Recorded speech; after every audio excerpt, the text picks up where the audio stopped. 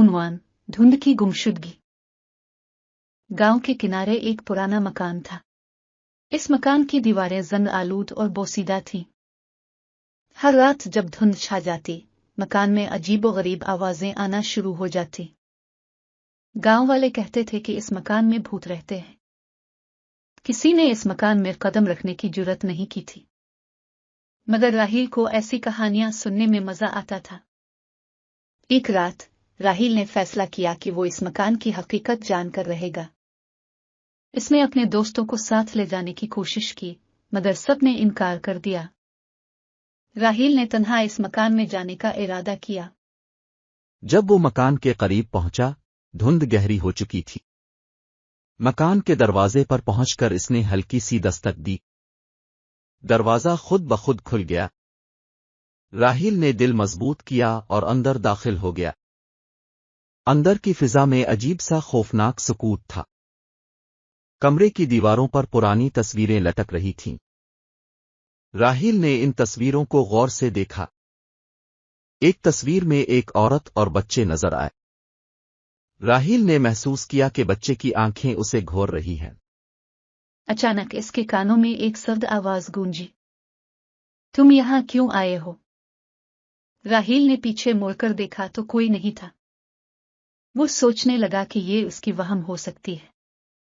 वो आगे बढ़ा तो फर्श के नीचे से चीखों की आवाजें सुनाई देने लगी। राहील के रूंगटे खड़े हो गए। इसने अपने दिल को तसल्ली दी कि शायद ये भी इसका वहम हो। मगर जैसे जैसे वो आगे बढ़ता गया, आवाजें तेज होती गईं। राहील ने एक कमरे का दरवाजा खोला तो देखा कि अंदर एक पुराना झूला हल रहा है। झूले पर कोई नहीं था, मगर वो खुद ब खुद हल रहा था। राहील ने डर के मारे दरवाजा बंद कर दिया।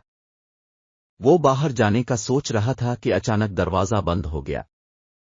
राहील ने जोर लगाकर दरवाजा खोलने की कोशिश की, मगर वो न खुला। वो मकान के अंदर फंस चुका था।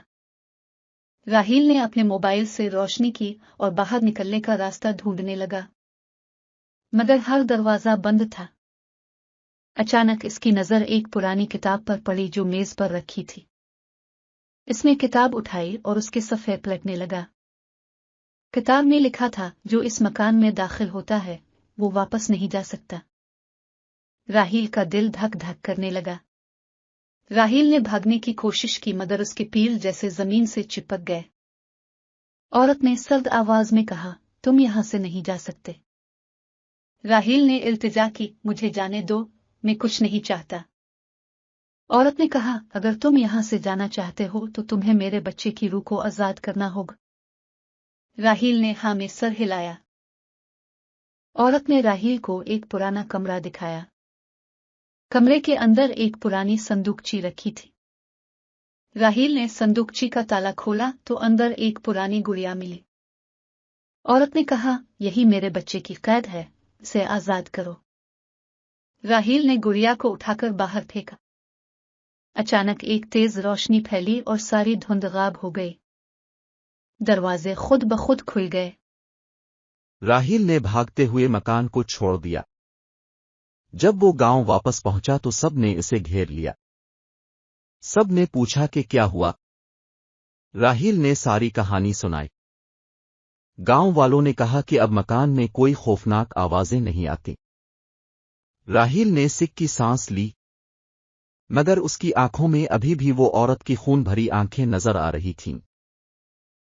कुछ दिनों बाद राहील ने ख्वाब में देखा कि वही औरत उसके सामने खड़ी है। औरत ने मुस्कुराते हुए कहा, शुक्रिया, तुमने हमें आजाद कर दिया। राहील ने सुकून का सांस लिया, मगर उसके दिल में हमेशा के लिए यह खौफ बैठ गया कि क्या वो दोबारा कभी लूट आएंगे। राहील ने कभी दोबारा इस मकान के करीब जाने की जुर्रत नहीं की। कहानी यहां खत्म होती है, मगर राहील के दिल में ये सवाल हमेशा जिंदा रहा कि क्या वो वाकई आजाद हो चुके हैं।